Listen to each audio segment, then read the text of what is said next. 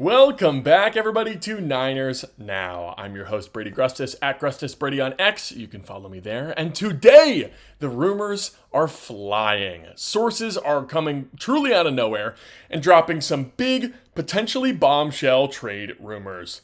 We're going to get into all of these rumors and what they might mean for the 49ers today. And of course, stick around until later in the show, because no matter who's on this roster, you've got to win games to succeed in this league. And we're going to go through the three most important must-win games remaining on the 49ers schedule. Before we begin, though, go ahead and subscribe down below, leave a like, leave a comment, and let's get into it. So on Wednesday, ESPN insiders Jeremy Fowler and Dan Graziano posted a league-wide insider report with their findings and, reportings on recent events. And the 49ers were heavily featured in this article, with an entire section dedicated to them and what they might do at the trade deadline. With the loss of Fred Warner on Sunday, you have to assume that the Niners' plans have at least somewhat changed. Fowler, in particular, had a whole host of observations about the Niners, right, and their potential targets. He wrote, and I quote, "I'm told the Niners consider Trey Hendrickson an ideal fit for their defense if the Bengals would part with him for reasonable compensation. But I'm also told Cincinnati has no plans to trade Hendrickson at this time." End quote. And this adds up with what we've been hearing so far. The Niners would undoubtedly jump at the opportunity to bring in a high-level edge rusher to replace Nick Bosa for this year. But the question becomes, how much are you willing to give up for a guy who might just be a rental, especially when you've got so many other holes on the roster?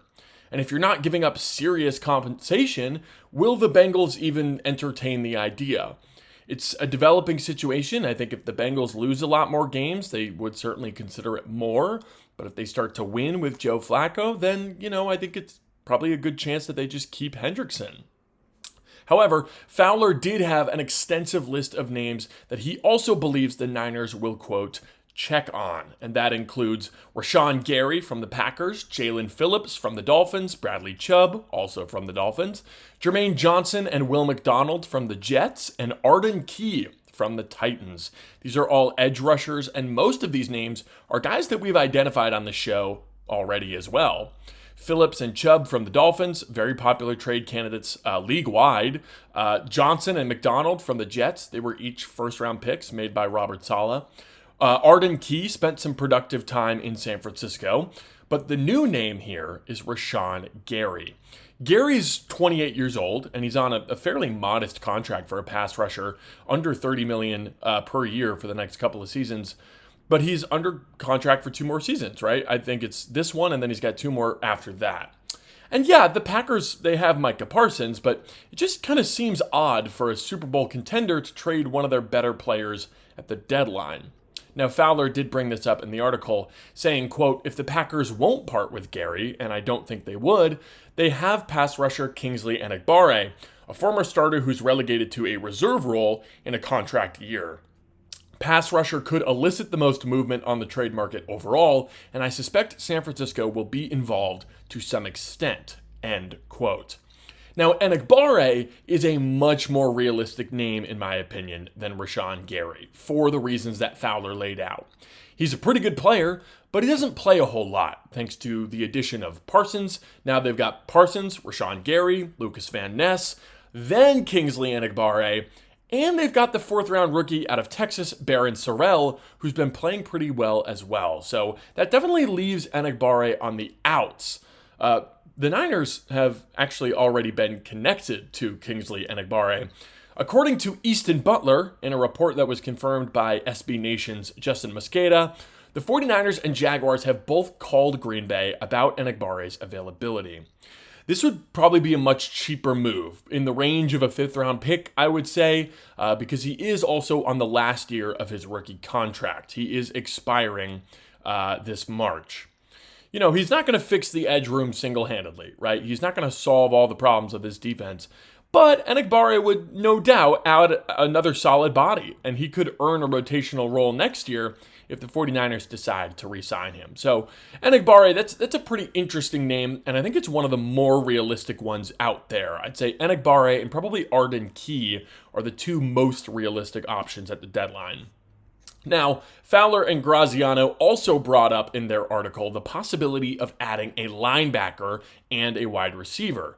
Now, there have been no concrete reports of the Niners trading for a linebacker, although Fowler did mention former Robert Saleh standout Quincy Williams, who is a New York Jet, and I believe in the last year of his contract, and young Texans linebacker Christian Harris, who was starting for the Texans defense under DeMeco Ryans, but has seen his play time decrease.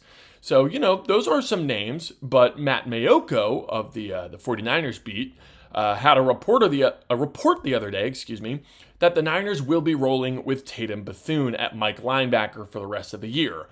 So if you're not going to trade for a Mike, I don't really anticipate that there will be any linebacker moves at the trade deadline. To finish out the article, Fowler said, quote, "My sense is the 49ers will find a balance between adding help and preserving picks," end quote. And that kind of seems to marry the two sides of what we've been discussing for a while now. This is a transition year, especially now with all these injuries popping up. You cannot sell the farm hoping that this team is Super Bowl ready. There's a lot of work still to do.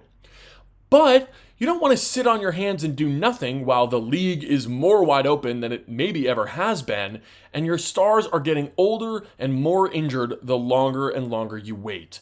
It is a balance, and it's a tricky one, and I'm really curious to see what the Niners do or do not do over the next 3 weeks or so. So on Wednesday at practice, we actually got some better injury news, finally. Both George Kittle and Brock Purdy were back and limited in practice on Wednesday, which is huge. Kittle's practice window is officially open now. Because he is on IR, they're going to have to cut someone to bring him back officially, but for now he's allowed to practice, and it looks like he's got a chance to play on Sunday. That is massive. That is so helpful for this offense. I can't even begin to describe the blocking, the reliability in the pass game. The Niners need George Kittle right now. Ricky Pearsall, however, did not practice on Wednesday. And the longer that this knee issue lingers, the more worried I get about it. There is very little clarity about what exactly is going on with Pearsall's knee, and it's concerning. But in better news, Kyle Shanahan officially confirmed that Tatum Bethune will be wearing the green dot for the defense and communicating the plays to the team. Kyle said that Bethune is, quote, "more than ready for this opportunity." And that's exciting to hear, man. Losing Fred is unbelievably tough, right? But I'm getting a little bit excited to watch Bethune run and hit out there. Hopefully he can keep up with the communication and the leadership stuff. We'll have to see how that goes on Sunday night. One more little nugget from practice here. Sky Moore was out with an ankle designation, but Jordan Watkins was back at practice. He was limited on Wednesday. And Kyle Shanahan said that Watkins will have a shot at returning punts, and that fielding punts inside the 5 is, quote, "a big no," end quote. And we all know that became Sky Moore's specialty. Shanahan also said, we're still working on that with regard to the punt fielding situation. This is all kind of creating a bit of a perfect storm. I don't love having a rookie back there fielding punts. We saw how that went with Jacob Cowing last year. But I also don't love Sky Moore doing it. And I want Watkins on the field in some capacity. So if this is how it's got to happen, then sure. Definitely something to watch for this week of practice, however, because it could be a storyline on Sunday. Now, for our final segment, I want to go over a few games left on the schedule that I see as true must-win games. If the Niners want to make the playoffs this year, I think these are mandatory wins. And I'm going to leave out the 3 divisional games that are left because obviously those are going to be important. They always are. But let's go in chronological order here, actually starting with this week's game, Sunday Night Football against the Atlanta Falcons. Why is this game so important? Well, there's a lot of reasons, actually. If you just focus on what's happening on the field, the Falcons have one of the best players in football in Bijan Robinson, and he's dominating every single week for them. Shutting down Bijan would be a really great sign for this defense as a whole moving forward. And if you look at the standings, the Falcons are 3-2, and they're coming off a huge win against the Buffalo Bills. They're a young team, they've got momentum, and they're looking to climb the ranks in the NFC playoff picture. The Buccaneers are most likely winning the NFC South, so if the Falcons are going to make the playoffs, it'll be through a wild card spot. But the Niners, who are holding on for dear life in the NFC West, is going to need as many of those wild card spots to be open as possible in case they drop a few games while everyone is still getting healthy. Winning on Sunday could potentially be important for playoff seeding and tiebreakers down the road, and it could buy them a little bit of a buffer, right? It's like beating the Rams on Thursday night. It buys them a little bit of cushion, right, in case things start to go south. And then if you look at the state of the Niners in general, they're beaten down. They got manhandled by Tampa Bay. They lost their leader. Everyone is hurt. They need a win now more than ever. There's a big difference between 5-2 and 4-3. Those are two very, very different records. I know they're only one game apart, but believe me, 4-3 is way closer to 500 than you want to be. And 5-2, you're starting to talk about winning your division, right?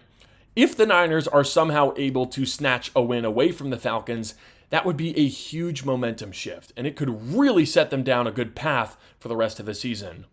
As Michael Irvin once said, "Nobody believes in you. What are you prepared to do about it?" That's what this Falcons game is for the 49ers, and because of that, I think it's a must-win game.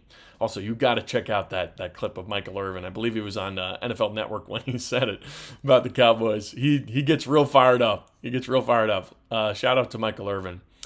Now, this game, it's a little bit different, right, than the Falcons one, but I do consider it a must-win game. This one's Week 9 against the Giants in MetLife Stadium.